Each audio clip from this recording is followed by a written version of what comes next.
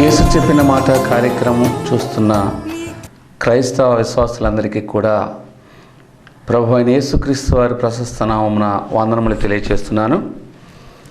ఈరోజు ధ్యానాంశముగా బలహీనమైనటువంటి ఆయుధములను దేవుడు ఎలా బలపరిచాడనే విషయాన్ని మనం ధ్యానించుకుందాం.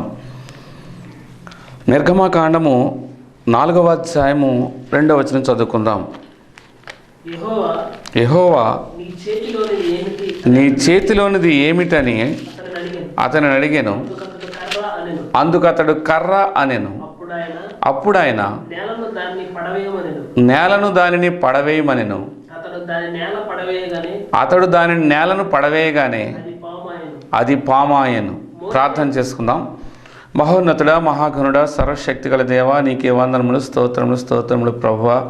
తండ్రి, నీ యొక్క మహాకృపలో, నీ యొక్క ప్రేమలో తండ్రి మమ్మల్ని దీవించి ఆశీర్వదించి సజీవులుగా ఉంచి ఈ యొక్క ప్రత్యేకమైన సమయంలో నీ పాదముల చెంత చేరి నేను స్తుతించుకునే భాగ్యం మాకు దయచేసినందుకు వందనములు, స్తోత్రములు ప్రభువా. తండ్రి, నీ యొక్క వాక్యములో మర్మములను మేము తెలుసుకోవాలని ఆశపడుచు ఉండగా నాయన తండ్రి, మీరే మాతో మాట్లాడి తండ్రి మా ఆత్మల సేద తీర్చమని, మమ్మలను నీ బిడ్డలుగా ఆయత్తపరచమని మా ప్రభువును మీ ప్రియకుమారుడైన యేసయ్య నామమున వినయముగా బ్రతిమాలి వేడుకొంచున్నాం తండ్రి, ఆమెన్. మనం గమనించినట్లయితే ఈ నిర్గమకాండము 4వ అధ్యాయం 2వ వచనంలో మోషేతో దేవుడు మాట్లాడుతూ ఉన్నాడు. దేవుడు మాట్లాడుతూ ఏం చెప్తున్నాడంటే, మోషేని నిన్ను నేను నాయకునిగా ఎంచుకున్నాను, ఐగుప్తు చెర నుండి ఇజ్రాయేలును విడిపించడానికి నిన్ను నాయకుడిగా ఎంచుకున్నానని చెబితే మోషే ఏమంటున్నాడంటే, నేను నోటి మాంద్యము గలవాడను, నేను నత్తివాడను, నా వల్ల ఇది కాదు అని చెబితే దేవుడు ఏం చేస్తున్నాడంటే, ఏమైనా నేనుండగా నీవు నాయకుడిగా ఉంటావు, నిన్ను నేను మరి ఏర్పాటు చేసుకున్నానని చెప్పి నిర్గమకాండ 3వ అధ్యాయంలో మాట్లాడుతున్నట్లుగా మనం గమనించవలసిన వారమై ఉన్నాము. అయితే అప్పుడు మరి నేను ఏమి చేయాలి అని చెప్పి మోషే దేవుణ్ణి అడిగినప్పుడు దేవుడు ఈ మాటలు మాట్లాడుతున్నాడు. 4వ అధ్యాయం మొదట్లో మనం చూస్తున్నట్లయితే, అందుకు మోషే చిత్తగించుము, వారు నన్ను నమ్మరు, నా మాట వినరు, యెహోవా నీకు ప్రత్యక్షము కాలేదని అందురు అని ఉత్తరమేయగా అప్పుడు దేవుడు ఏం చెప్తున్నాడంటే, నీ చేతిలోనిది ఏమిటని అతన్ని అడిగాను. అందుకు అతడు కర్ర అనెను. అప్పుడు ఆయన నేలను దాన్ని పడవేయమని అనెను. అతడు దాని నేలను పడవేయగానే అది పామాయెను. దేవునికి స్తోత్రం. దేవుని చేతిలో మరి మనం అప్పగించబడినట్లయితే, దేవుని చేతికి మనం అప్పగించబడినట్లయితే దేవుడు బలహీనమైన వాటిని బలముగా వాడుకుంటాడన్న విషయాన్ని ఈరోజు మనం ధ్యానించుకుందాం. ఇక్కడ మోషే చేతిలో ఉన్నటువంటి కర్రను మరి క్రింద పడవేయగానే అది ఏమైంది? పామైనట్లుగా చూస్తూ ఉన్నాం. ఆ చేతి కర్రతో దేవుడు మోషే ద్వారా అనేక అద్భుతాలు చేసినట్లుగా చూస్తున్నాం. అదే చేతి కర్ర ఎర్ర సముద్రము మరి యొద్దకు వచ్చినప్పుడు వెనుక ఐగుప్తీయులు తరుముతూ ఉన్నారు ఇశ్రాయేలీయుల్ని, ఎదురుగా ఎర్ర సముద్రం ఉంది. అయ్యో, ఇప్పుడు మన గతి ఏమిటని ఇశ్రాయేలీయులు మోషేను ప్రశ్నించగా, మీరు ఊరక నిలుచుండి చూడుడని ఆ చేతి కర్రతో ఎర్ర సముద్రమును కొట్టగా అది 2 పాయలాయెను. ఆ పాయల మధ్య ఆరిన నేలను ఇజ్రాయేల్ నడిచినట్లుగా మనకిక్కడ లేఖనములు సెలవిస్తూ ఉన్నాయి. అంటే దేవుని చేతిలో ఆ చేతి కర్ర ఎంత శక్తివంతమైనదిగా ఉన్నదేనంటే, దేవుడు మరి ఏదైనా దేవుని చేతికి మనం అప్పగించినట్లయితే దాన్ని బలవంతమైనటువంటి ఆయుధముగా తయారు చేయగలిగినటువంటి శక్తిమంతుడిని మనం గమనించవలసిన వారమై ఉన్నాము. మొట్టమొదట దేవుని చేతిలో ఉన్నటువంటి కర్ర, మోషే చేతి కర్ర మరి ఎంత బలవంతమైనదో మనం ఇక్కడ చూడగలిగి ఉన్నాము. రెండవదిగా మనం చూసినట్లయితే ఎముక, న్యాయాధిపతుల గ్రంథము 15వ అధ్యాయము 15వ వచనం చూసినట్లయితే, అతడు గాడిద యొక్క పచ్చి దవడ ఎముకను కనుగొని చెయ్యి చాచి పట్టుకొని దాని చేత 1000 మంది మనుష్యులను చంపెను. దేవునికి స్తోత్రం. ఇక్కడ పచ్చి దవడ ఎముక, గాడిద ఎముకను ఇక్కడ సంసోను ఉపయోగించుకున్నట్లుగా చూస్తున్నాం. ఇక్కడ సంసోను గొప్పతనము కాదు, కానీ సంసోనును దేవుడు ఏర్పరచుకున్నాడు. సంసోను ఫిలిష్తీయులను దండించడానికి, ఫిలిష్తీయుల మీద జయము పొందడానికి, ఇశ్రాయేలీయులను విడిపించడానికి న్యాయాధిపతిగా సంసోనును దేవుడు ఏర్పాటు చేసుకున్నాడు. సంసోనుకి ఏ ఆయుధము లేదు, కానీ ఇక్కడ ఫిలిష్తీయులు ఆయన మీదకు దండెత్తి వచ్చినప్పుడు ఆ యొక్క పచ్చి దవడ ఎముకను, గాడిద యొక్క పచ్చి దవడ ఎముకను కనుగొని చెయ్యి చాచి పట్టుకొని దాని చేత 1000 మంది మనుష్యులను చంపెను. అంటే దేవుని చేతిలో ఉన్నట్లయితే దేవుని యొక్క కటాక్షము ఆ యొక్క వస్తువు కానీ, ఆ మనిషి కానీ, ఆయుధము కానీ, జంతువు కానీ మరి దేవుని యొక్క కటాక్షము పొందినట్లయితే అది బలమైనటువంటి సాధనముగా వాడబడుతూ ఉంటుంది. ఇక్కడ మరి మోసే చేతి కర్రను చూసాం. రెండవదిగా మరి సంసోను చేతిలో ఉన్నటువంటి ఆ యొక్క గాడిద దవడ ఎముకను చూస్తున్నాం. ఈ దవడ ఎముకతో 1000 మందిని చంపినట్లుగా చూస్తున్నాం. అలాగే మూడవదిగా మనం చూసినట్లయితే మొదటి సమూయేలు గ్రంథము 17వ అధ్యాయము 40వ వచనం చూద్దాం. తన కర్ర చేత పట్టుకొని ఏటి లోయలో నుండి 5 నున్నని రాళ్లను ఏరుకొని తన యొద్దనున్న చిక్కంలో ఉంచుకొని వడిసెల చేత పట్టుకొని ఆ ఫిలిష్తీని చెరువుకు పోయెను. నున్నని రాళ్ళు. ఈ కథ మన అందరికీ తెలుసు. మరి ఫిలిష్తీయుడైనటువంటి గొలియాతు వచ్చి ఈ యొక్క ఇశ్రాయేలీల మీదకు మరి కాలు దువ్వి, మీలో దమ్ముంటే ఎవరైనా వచ్చి నన్ను చంపండి అని చెప్పేసి మరి అతను ఎంతగానో మరి రెచ్చిపోతూ ఉన్నప్పుడు దేవుడు దావీదును ఏర్పాటు చేసినట్లుగా చూస్తున్నాం. బాలుడైనటువంటి దావీదు ఫిలిష్తీయుడిని చంపడానికి వచ్చినట్లుగా చూస్తున్నాం. ఫిలిష్తీయుడి యొక్క మరి పర్సనాలిటీ మనం గమనించినట్లయితే 17వ అధ్యాయం 4వ వచనం చూద్దాం. గాతువాడైన గొల్యాతు అను సూర్యుడొకడు ఫిలిష్తీయుల దండులో ఉండి బయలుదేరుచుండెను. అతడు 6 మూళ్ల జానుడు ఎత్తు మనిషి. అతని తల మీద రాగి శిరస్త్రాణముండెను. అతడు యుద్ధ కవచము ధరించి ఉండెను. ఆ కవచము 5000 తులముల రాగి ఎత్తుగలది. మరియు అతని కాళ్లకు రాగి కవచమును, అతని భుజముల మధ్యను రాగి బల్లెం ఒకటి ఉండెను. అతని ఈటె కర్ర నేతగాని దోణి అంత పెద్దది. మరియు అతని ఈటి కొన 600 తులముల ఇనుము ఎత్తుగలది. ఎంత శక్తిమంతుడైనటువంటి గొల్యాతును చంపడానికి దావీదు ఏమి ఏరుకున్నాడండి? ఇక్కడ ఇందా చదివినటువంటి వాక్యం 40వ వచనం. తన కర్ర చేత పట్టుకొని ఏటిలో నుండి 5 నున్నని రాళ్లను ఏరుకొనెను. నున్నని రాళ్లతో ఎవరిని చంపడానికి సిద్ధపడుతున్నాడు? గొల్యాతుని చంపడానికి సిద్ధపడుతున్నట్లుగా చూస్తున్నాం. అయితే ఈ గొల్యాతుని చంపడానికి అంత ధైర్యం ఎలా వచ్చిందని అంటే చూడండి, 36వ వచనం చూద్దాం. అదే అధ్యాయము. మీ దాసుడనైన నేను ఆ సింహమును ఎలుగుబడిని చంపితేనే జీవము గల దేవుని సైన్యములను తిరస్కరించిన ఈ సున్నతి లేని ఫిలిష్తీయుడు వాటిలో ఒకదాని వలె అగునని చెప్పాను. అంటే బాలురైనటువంటి దావీదు ఆ గొర్రెలు మేపుకునే సమయంలో మరి ఎలుగుబంటిను చంపినట్లుగా చూస్తున్నాం. అలాగే సింహమును చంపినట్లుగా చీల్చినట్లుగా చూస్తున్నాం. వాటికంటే వీడు గొప్పవాడు కాదు. సున్నతి లేనటువంటి వీడు ఎంత నా దేవుడు బలవంతుడు, నాలో ఉన్నటువంటి దేవుడు శక్తిమంతుడు, రోషము కలిగినటువంటి దేవుడు నేను ఆరాధిస్తున్నాను, అటువంటి శక్తి నాకు కూడా ఉందని చెప్పేసి దావీదు ఏం చేస్తాడంటే చిన్నని నున్నని 5 గులకర్రాళ్లను ఏరుకుని మరి ఫిలిష్తీయుని కొట్టడానికి బయలుదేరినట్లుగా చూస్తూ ఉన్నాం. అయితే మరి ఆ నున్నని రాళ్ళు ఎంత శక్తివంతమైనదంటే చూడండి, 47వ వచనం కూడా చూద్దాం. అప్పుడు యెహోవా కత్తి చేతను ఈటి చేతను రక్షించువాడు కాడని ఈ దండు వారందరూ తెలుసుకొందురు. యుద్ధము యెహోవాదే, ఆయన మిమ్మల్ని మా చేతికి అప్పగించునని చెప్పాను. 49వ వచనం చూద్దాం. తన సంచిలో చేయి వేసి అందులో నుండి రాయి ఒకటి తీసి వడిసెలతో విసిరి ఆ ఫిలిష్తీని నుదుట కొట్టెను. ఆ రాయి వాని నుదుట చొచ్చినందున వాడు నేలను బోర్లా పడెను. దేవునికి స్తోత్రం. అయితే ఇక్కడ చిన్న రాయి ఎవరిని చంపిందండి? ఎంతో గొప్ప బలాఢ్యుడు, అతడు 6 మూళ్ల జానుడు, ఎత్తు కలిగిన వాడు. వాడి చేతిలో ఉన్నటువంటి ఈటే నేతగాని ధోని కంటే పెద్దది. అలాంటి శక్తిమంతుడైనటువంటి ఆ గొల్యాతును చిన్న రాయితో మరి దావీదు సంహరించినట్లుగా చూస్తున్నాం.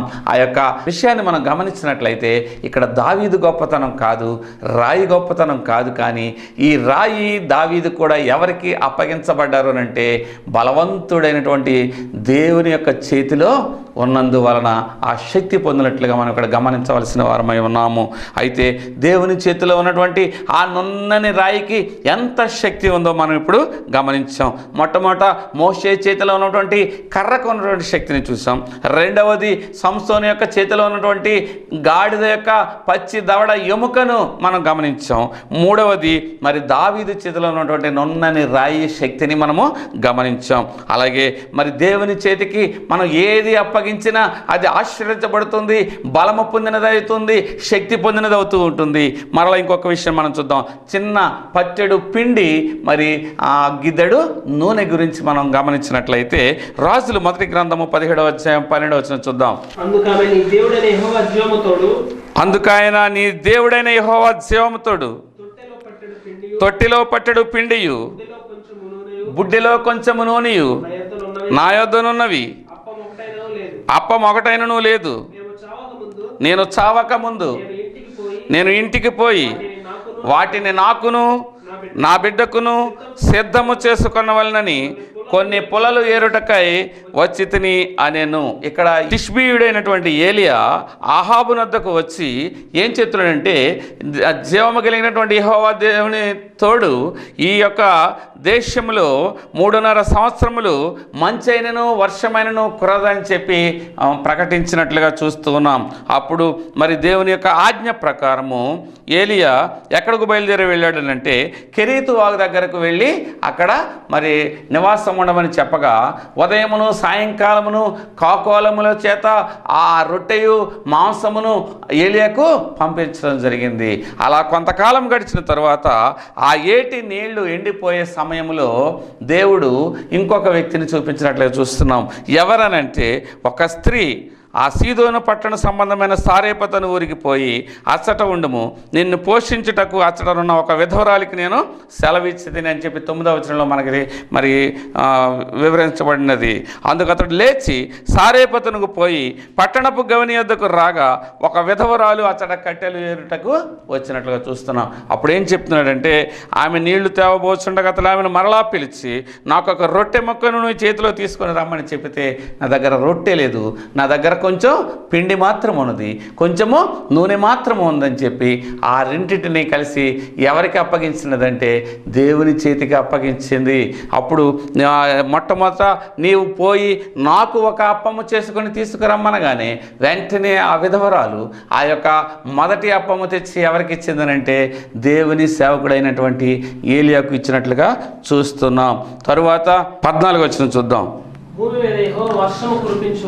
మీద యెహోవా వర్షము కురిపించే వరకు ఆ తొట్టిలో ఉన్న పిండి తక్కువ కాదు, బుడ్డిలో నూనె అయిపోదని ఇశ్రాయేలు దేవుడైన యెహోవా సెలవిచ్చున్నాడు అనెను. ఆ మాట ప్రకారము, ఆ దేవుడు చెప్పిన మాట ప్రకారము చేయగా ఏమైందనంటే ఆ బుడ్డిలో ఉన్న నూనె అయిపోలేదు. 16వ వచనం చూద్దాం. యెహోవా ఏలియా ద్వారా సెలవిచ్చిన ప్రకారము తొట్టిలో ఉన్న పిండి తక్కువ కాలేదు, బుడ్డిలో ఉన్న నూనె అయిపోలేదు. ఎందుకు ఈ పిండి తక్కువ కాలేదు, నూనె అయిపోలేదనంటే ఆ పిండి ఆ నూనె ఎవరకు సమర్పించిందనంటే ప్రభు అయిన దేవునికి సమర్పించినట్లుగా మనం ఇక్కడ గమనించాలి. ఎప్పుడైతే మనకున్నవన్నీ దేవునికి సమర్పిస్తామో అప్పుడు మనకు లోటు అనేదే ఉండదు. ఇవన్నీ నావి, ఇవన్నీ నేను సంపాదించుకున్నాను అని ఎప్పుడైతే మనం అనుకుంటామో ఎప్పుడు చూసినా లోటే కనిపిస్తూ ఉంటుంది. మొట్టమొదట దేవునికి మనము సమర్పించినట్లయితే, మనకున్నవన్నీ దేవునివే అని విశ్వసించినట్లయితే అవన్నీ కూడా దేవుడు ఏం చేస్తాడంటే ఆశీర్వదించబడతాయి, దేవుని చేత ఆశీర్వదించబడతాయి. ఎప్పుడైతే దేవుడు ఆశీర్వదించాడో అప్పుడు ఆ యొక్క తొట్టెలో ఉన్నటువంటి పిండే తక్కువ కాలేదు, బుడ్డిలో ఉన్న నూనె అయిపోలేదు అని ఇక్కడ మనకు కనిపిస్తుంది. ఇక్కడ ఆ రొట్టె తయారు చేయడానికి ఆ రొట్టె తీసుకుని వచ్చి ఏలియాకు ఇచ్చినప్పుడు ఆ యొక్క 3.5 సంవత్సరములు ఆ కరువు కాలం అంతయు ఆ ఉన్నంత కాలము కూడా ఏమైందంటే అక్కడ పిండే తరిగిపోలేదు, నూనె అయిపోలేదు. ఎంత అద్భుత కార్యము! ఎందుకనంటే ఆ యొక్క నూనె, ఆ యొక్క పిండి ఎవరికి సమర్పించిందనంటే దేవుని చేతిలో పెట్టింది. ఎవరైతే దేవుని చేతిలో మరి వారికి కొన్నదంతా పెడతారో అది ఆశ్రయించబడుతూ ఉంటుంది. ఇక్కడ మనం గమనించిన విషయాలు ఏమిటంటే, మొట్టమొదట మోషే చేతికర్రను దేవుడు బలంగా వాడుకున్నాడు. 2 సంసోను మరి గాడిద ఎముకను వాడుకున్నట్లుగా చూస్తున్నాం. 3 దావీదు నొన్నని రాళ్లను మరి ఆయుధముగా చేసుకున్నట్లుగా చూస్తున్నాం. 4 ఏలియా చేతిలో ఉన్నటువంటి ఆ యొక్క పిండి, ఆ యొక్క నూనె అయిపోలేదు. అంటే ఇవి 2 కూడా దేవుడు సమృద్ధిగా ఉండడానికి మరి ఏర్పాటు చేసినట్లుగా చూస్తూ ఉన్నాం. 5వదిగా చూసినట్లయితే చిన్న మేఘము ఎంత ఉధృతమైందో చూద్దాం. ఇదే గ్రంథము 18వ అధ్యాయం 44వ వచనం చూద్దాం. 7వ మారు అతడు చూచి, అదిగో మనిషి చేయి అంత చిన్న మేఘము సముద్రము నుండి పైకి ఎక్కుచున్నదనెను. అప్పుడు ఏలియా, నీవు ఆహాబు దగ్గరకు పోయి నీవు వెళ్లకుండా వర్షము నిన్ను ఆపకుండు నిమిత్తము నీ రథమును సిద్ధపరచుకొనమని చెప్పగా వానిని పంపెను. అంతలో ఆకాశము మేఘములతోనూ గాలి వానతోనూ కారు కమ్మెను, మోపైన వాన కురిసెను. గనుక ఆహాబు రథం ఎక్కి యెజ్రెయేలునకు వెళ్ళిపోయాను. ఇక్కడ చూసినట్లయితే మనము అంతవరకు వర్షాలు కురవనటువంటి ఆ ప్రదేశంలో ఇక్కడ ఈ వర్షం గురించి ఆహాబు దగ్గర ఒక వ్రతం చేసినట్లుగా చూస్తున్నాం. ఎలాగోనంటే అక్కడ ఒక దేవత, బయలుదేవతను ఆరాధించేటువంటి ఆ ఆరాధికులకు యొక్క దేవుని యొక్క సేవకుడైనటువంటి ఏలియాకు ఒక వాగ్వివాదం జరిగింది.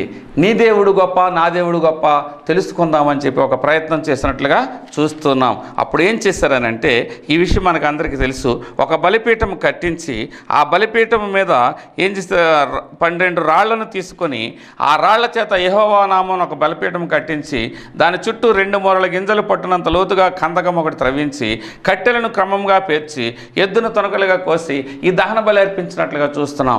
దేవుడు ఈ దహన బలిని మరి ఆస్వాదిస్తాడా లేదా, అగ్ని రాజేస్తాడా, రాజు చేయడని చెప్పేసి వీళ్ళు అక్కడ పంతం పెట్టుకున్నప్పుడు అక్కడ ఏం జరుగుతుందని అంటే, అంతకుముందు ఆ అగ్ని రాజేయడానికి దేవుడు ఏలియాకు ఈ యొక్క బయలుదేవతను ఆరాధించేటువంటి ఆ యొక్క ప్రవక్తలకు మరి ఒక పోటీ పెట్టుకోవడం జరిగింది. ఏం చేశారంటే కర్మేలు పర్వతం దగ్గరకు వచ్చి ఆ కర్మేలు పర్వతం దగ్గర దేవునికి మరి అర్పణ అర్పించడానికి సిద్ధపడినట్లుగా చూస్తున్నాం. ఏముంటున్నాడంటే ఏలియా, యెహోవాకు ప్రవక్తలైన వారిలో నేను ఒక్కడనే శేషించి ఉన్నాను, ప్రవక్తలందరినీ కూడా చంపించినట్లుగా చూస్తున్నాం. అక్కడ నేను ఒక్కడనే ఉన్నాను, నేను మరి నా దేవుణ్ణి ఆరాధిస్తాను. ఎంతకాలం మీరు 2 మనస్సులతో ఉంటారు, ఒకే ఒక తలంపుతో ఉండండి అని చెప్పేసి 21వ వచనంలో మనకు కనిపిస్తుంది. 18:21 చూద్దాం. ఏలియా జనులందరి దగ్గరకు వచ్చి, ఎన్నాళ్ళ మట్టుకు మీరు 2 తలంపుల మధ్య తడబడుచుందరు? యెహోవా దేవుడైతే ఆయనను అనుసరించుడి, బయలు దేవుడైతే వారిని అనుసరించుడి అని ప్రకటన చేయగా జనులు అతనికి ప్రత్యుత్తరముగా ఒక మాట అయినను పలుకక పోయిరి. 2 తలంపులు ఉండడానికి వీల్లేదు. అయితే దేవుణ్ణి ఆరాధించండి, లేదంటే బయలును ఆరాధించండి అని చెప్పి ఒక పోటీ పెట్టుకున్నట్లుగా చూస్తున్నాం. అప్పుడు అక్కడ ఒక కందకము తవ్వించి అక్కడ పొలలు పేర్చి అక్కడ పశువును వధించి ఆ దహన బలిని ఏర్పాటు చేసి మొట్టమొదట మీరు తయారు చేసుకోండి అని చెప్పినట్లుగా చూస్తున్నాం. చూడండి 26వ వచనం చూసినప్పుడు, వారు తమకు ఇయ్యబడిన ఎద్దును తీసుకుని సిద్ధము చేసి ఉదయం మొదలుకొని మధ్యాహ్నం వరకు బయలా మా ప్రార్థన వినుమని బయలు పేరును బట్టి ప్రార్థన చేసిరి. కానీ ఒక మాట అయినను ప్రత్యుత్తరం ఇచ్చేవాడు ఒకడును లేకపోగా వారు తాము చేసిన బలిపీఠం వద్ద గంతులు వేయ మొదలుపెట్టిరి. మధ్యాహ్నం కాగా ఏలియా వాడు దేవుడై ఉన్నాడు, పెద్ద కేకలు వేయుడి. వాడు ఒకవేళ ధ్యానము చేయుచున్నాడేమో, దూరమున ఉన్నాడేమో, ప్రయాణము చేయుచున్నాడేమో, వాడు నిద్రపోవచ్చున్నాడేమో, మీరు ఒకవేళ లేపవలసి ఉన్నదేమో అని అపహాస్యము చేయగా వారు మరి గట్టిగా కేకలు వేసు రక్తము కారుమట్టుకు తమ మర్యాద చొప్పున కత్తులతోనూ శస్త్రములతోనూ తమ దేహములను కోసుకొని చూడరి, కానీ ప్రయోజనము లేదు. అప్పుడు మరి ఈయనేం చేశాడంటే, ఏలియా ఏం చేశాడు చూద్దాం, క్లుప్తంగా ప్రార్థన చూద్దాం. 37వ వచనం. యెహోవా నా ప్రార్థన ఆలకించుము, యెహోవావైన నీవే దేవుడవై ఉన్నావనియు నీవి వారి హృదయములను నీ తట్టుకు తిరగజేయదువనియు నా జనులకు తెలియనట్లుగా నా ప్రార్థన అంగీకరించుము. ఇంకా చదవండి. అతడు ఎలాగున ప్రార్థన చేయుచుండగా యెహోవా అగ్ని దిగి దహన బలి పశువులను, కట్టెలను, రాళ్లను, బుగ్గిని దహించి కందకమందున్న నీళ్లను ఆరిపోచేసిన దేవునికి స్తోత్రం. ఈ జరిగిన తరువాత అప్పుడు ఎవరి దేవుడనే విషయాన్ని వారు అక్కడ గమనించినట్లుగా చూస్తున్నాం. తర్వాత అంతటి జనులందరూ దాన్ని చూచి సాగిలపడి యెహోవాయే దేవుడు, యెహోవాయే దేవుడు అని కేకలు వేసిరి. దేవునికి స్తోత్రం. ఎవరు దేవుడు? యెహోవాయే దేవుడు. ఆ తర్వాత ఏం జరిగిందనంటే అక్కడ వర్షం వస్తుందా రాదా అనే విషయాన్ని మనకి ఇక్కడ కనిపిస్తుంది. అప్పుడు ఏలియా ఒకరినైనా తప్పించుకొని పోనీయక బయలు ప్రవక్తలను పట్టుకుని వారికి సెలవేయగా జనులు వారిని పట్టుకొని ఏలియా కీషోను వాగు దగ్గరకు వారిని కొనిపోయి అక్కడ వారిని వధించెను. పిమ్మట ఏలియా విస్తారమైన వర్షం వచ్చినట్లుగా ధ్వని పుట్టుచున్నది, నీవు పోయి భోజనము చేయమని ఆహాబుతో చెప్పగా ఆహాబు భోజనము చేయబోయాను. కానీ ఏలియా కర్మేలు పర్వతం మీదకి పోయి నేల మీద పడి ముఖము మోకాళ్ళ మధ్య ఉంచుకొనెను. తరువాత అతడు తన దాసుని పిలిచి నీవు పైకి పోయి సముద్రం వైపు చూడుమనగా వాడు మెరక ఎక్కి పారచూచి ఏమీ కనబడలేదనగా అతడు ఇంకా 7 మారులు పోయి చూడమని చెప్పాను. 7వ మారు అతడు చూచి ఇదిగో మనిషి చెయ్యి అంత చిన్న మేఘము సముద్రము నుండి పైకి లేచుతున్నదని చెప్పాను. చిన్న మేఘము. ఈ చిన్న మేఘం ఏమైందంటే ప్రచండమైన వర్షం కురిపించినట్లుగా చూస్తున్నాం. ఈ చిన్ని మేఘము దేవుని యొక్క కృపలో విస్తారమైన వర్షం కురవడానికి మరి కారణమైనట్లుగా మనం ఇక్కడ చూస్తున్నాం. అప్పుడు చూడండి, ఆ చివరి చూద్దాం. 45వ వచనం. అంతలో ఆకాశం మేఘములతోనూ గాలివానతోనూ కారు కమ్మెను, మోపైన వాన కురిసెను కనుక ఆహాబు రథం ఎక్కి యెజ్రెయేలునకు వెళ్ళిపోయాను. యెహోవా హస్తము ఏలియాను బలపరచగా అతడు నడుము బిగించుకుని ఆహాబు కంటే ముందుగా పరిగెత్తుకొని పోయి యెజ్రెయేలు గుమ్మమునొద్దకు వచ్చెను. అంటే ఈ చిన్ని మేఘము ప్రచండమైన వర్షం కురిసిందంటే ఆ చిన్ని మేఘము ఎవరి వల్ల ఏర్పడిందంటే ప్రభు అయిన దేవుని వలన ఏర్పడినది. చిన్ని మేఘము అంతఃశక్తి పొందినట్లుగా చూస్తున్నాం. మరి ఆ తదుపరి మనం చూసినట్లయితే మరి మత్తయి సువార్త 13వ అధ్యాయం 31-32 వచనాలు చూద్దాం. అక్కడ కూడా చిన్ని వస్తువు మనకు కనిపిస్తూ ఉంది. చూద్దాం. 13, 31, 32. ఆయన మరి ఒక ఉపమానం వారితో చెప్పాను. పరలోక రాజ్యము ఒకడు తీసుకొని తన పొలములో విత్తిన ఆవగింజను పోలి ఉన్నది. అది విత్తనములన్నిటిలో చిన్నదే గాని పెరిగినప్పుడు కూర మొక్కలన్నిటిలో పెద్దదై ఆకాశ పక్షులు వచ్చి దాని కొమ్మలందు నివసించునంత చిట్టగును. చిన్ని ఆవగింజ ఏమవుతుందట? ఆకాశ పక్షులు వచ్చి దాని కొమ్మలందు నివసించునంత చిట్టగును. అంటే దేవుని యొక్క ఆశీర్వాదం ఉంటే, దేవుని చేతికి అప్పగించబడినట్లయితే చిన్ని వస్తువు అయినా సరే అది ఫలభరితముగా ఉంటుంది, అది అభివృద్ధి పొందుతూ ఉంది. ఇక్కడ చిన్న ఆవగింజ మరి ఎంత శక్తి పొందినట్లుగా చూస్తున్నాం. ఆవగింజ గురించి ఎంత ప్రాధాన్యత దేవుడు మనకి ఇచ్చాడంటే, ఇక్కడ మరి ఆవగింజ అంత విశ్వాసం ఉన్నట్లయితే ఈ యొక్క కొండను సముద్రంలో పడమంటే పడుతుంది, ఈ కంబళి చెట్టు ఆ సముద్రంలో పడమంటే పడుతుందని చెప్పి దేవుడు చెప్పినట్లుగా చూస్తున్నాం. ఇక్కడ కూడా ఈ ఉపమానంలో ఏం చెప్తాడంటే పరలోక రాజ్యము చిన్ని ఆవగింజను పోలి ఉంది అని చెప్తున్నాడు. ఆవగింజకు ఇంత ప్రాధాన్యత ఇచ్చాడు అంటే దేవుని దృష్టిలో చిన్నగా ఉన్నప్పటికీ దేవుని చేతికి అప్పగించబడినట్లయితే అది ఎంతగానో ఆశ్చర్యించబడుతుంది, అభివృద్ధి పొందినట్లుగా మనం ఇక్కడ చూస్తున్నాం. మొట్టమొదట మోషే చేతి కర్రను చూసాం, 2 సంసోను చేతిలో గాడిద ఎముకను చూసాం, 3 దావీదు చేతిలో నున్నని రాళ్లను చూసాం, 4 మరి ఆ సారేపతు విధవరాలు చేతిలో ఉన్నటువంటి పిండెను ఏలియాకు అప్పగించినట్లుగా చూస్తున్నాం. 5వది అరచేంత మేఘము భయంకరమైన వర్షం కురిపించినట్లుగా చూస్తున్నాం. అలాగే మరి 6వదిగా మనం చూసినట్లయితే ఇక్కడ ఆవగింజ మనకు కనిపిస్తుంది. అలాగే ఇంకొకటి మనం చూద్దాం, యోహాను సువార్త 6వ అధ్యాయం 9వ వచనం. ఇక్కడ ఉన్న యొక్క చిన్నవాని యొద్ద 5 యవల రొట్టెలు 2 చిన్ని చేపలు ఉన్నవి. 5 యవల రొట్టెలు 2 చిన్ని చేపలు ఉన్నవి కానీ అవి ఎంతమందికి, ఇవి ఏమాత్రమని ఆయనతో అనగా యేసు జనులను కూర్చుండబెట్టుడని చెప్పాను. అక్కడ చిన్ని చేపలు కనిపిస్తున్నాయి. చిన్ని చేపలు ఎవరి చేతిలో ఉన్నాయి? చిన్నవాని చేతిలో ఉన్నాయి. ఈ చిన్నవాడు ప్రత్యేకించబడి గ్రంథంలో లిఖించబడ్డాడు అని అంటే ఆ చిన్నవాని హృదయము దేవునికి దగ్గరగా ఉన్నట్లుగా చూస్తున్నాం. చిన్నవాని చేతిలో ఉన్నటువంటి చేపలను దేవునికి సమర్పిస్తే దేవుని చేతిలో ఉన్నటువంటి ఆ చిన్ని చేపలు ఎంతమందికి ఆహారమైంది? చదవండి అది. ఇక్కడ ఉన్న యొక్క చిన్ని వారి యొద్ద 5 యవల రొట్టెలు 2 చిన్ని చేపలు ఉన్నవి గాని కొంతమందికి ఇవి ఏమాత్రమని ఆయన తనగా యేసు జనులను కూర్చుండబెట్టుడని చెప్పాను. జనులను కూర్చుండబెట్టుడని చెప్పాను. ఆ చోట చాలా పచ్చిక ఉండేది కనుక లెక్కకు ఇంచుమించు 5,000 మంది పురుషులు కూర్చుండిరి. యేసు ఆ రొట్టెలు పట్టుకొని కృతజ్ఞతాస్తుతులు చెల్లించి కూర్చున్న వారికి వడ్డించెను. అలాగున చేపలు కూడా వారికి ఇష్టమైనంత మట్టుకు వడ్డించెను. వారు తృప్తిగా తిన్న తరువాత ఏమీ నష్టపడకుండా మిగిలిన మొక్కలు పోగు చేయడని తన శిష్యులతో చెప్పాను. కాబట్టి వారు భుజించిన తరువాత వారి యొద్ద మిగిలిన 5 యవల రొట్టెల ముక్కలు పోగు చేసి 12 గంపలు నింపిన దేవునికి స్తోత్రం. 12 గంపలు నింపినట్లుగా చూస్తున్నాం. చిన్ని చేపలు ఎవరి చేతిలో పెట్టారు? యేసయ్య చేతిలో పెట్టారు. నీ హృదయం నా హృదయం యేసయ్య చేతిలో పెడితే ఫలభరితముగా ఉంటుంది. నీ జీవితాన్ని యేసయ్యకు సమర్పించినట్లయితే అనేకమైనటువంటి మరి ఆశ్చర్య కార్యాలు జీవితంలో చూడగలుగుతూ ఉంటాం. మన హృదయాన్ని దేవునికి సమర్పించే వారంగా ఉండాలి. దేవుని చేతిలో ఏది ఉంటే అది బలమైనటువంటి ఆయుధంగా వర్ధిల్లుతూ ఉంటుంది. మనం కొరింథీయులకు రాసిన మొదటి పత్రిక 1వ అధ్యాయం 27వ వచనం చూసినట్లయితే ఏ శరీరియు దేవుని ఎదుట అతిశయింపకుండానట్లు జ్ఞానులను సిగ్గుపరచుటకు లోకముల నుండి వెర్రి వారిని దేవుడు ఏర్పరచుకొని ఉన్నాడు.